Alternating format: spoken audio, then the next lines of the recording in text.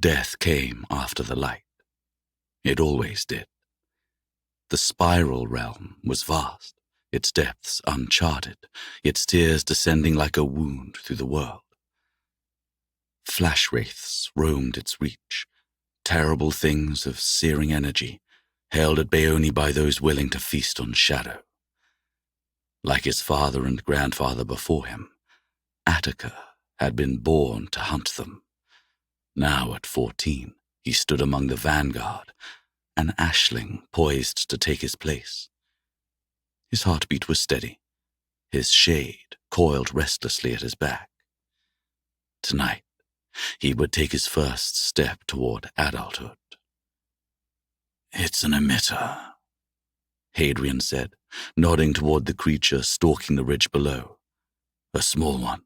At your size, the best way to kill it is to cut the mana crystals at its heels." His voice was calm, shaped by years of survival.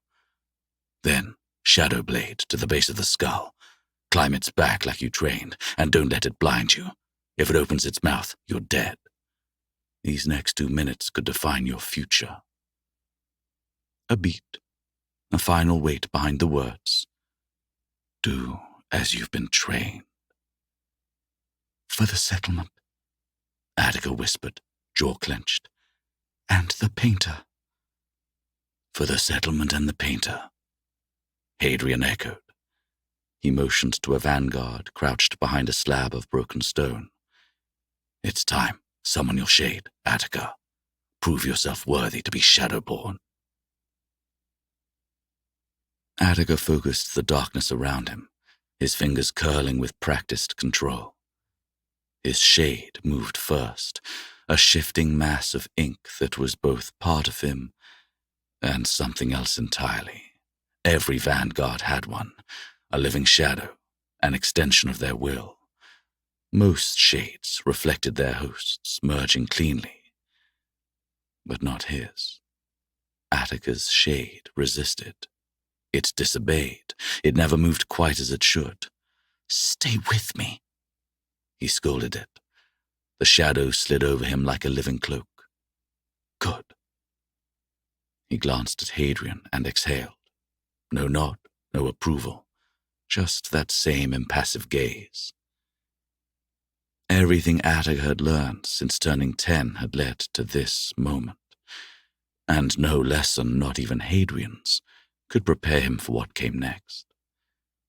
His shoulders squared as he moved into position, circling the rock, his shade helping him vanish into the dark. "Stay behind it," he reminded himself.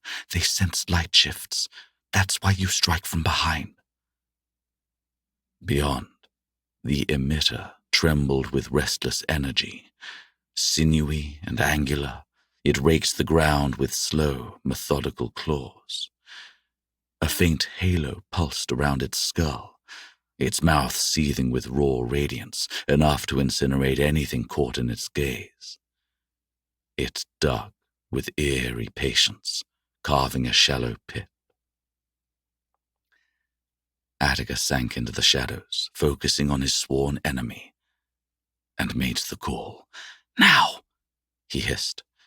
His shade flared with him, dark essence coiling up his arms, prickling his skin as it shaped into a blade across his knuckles.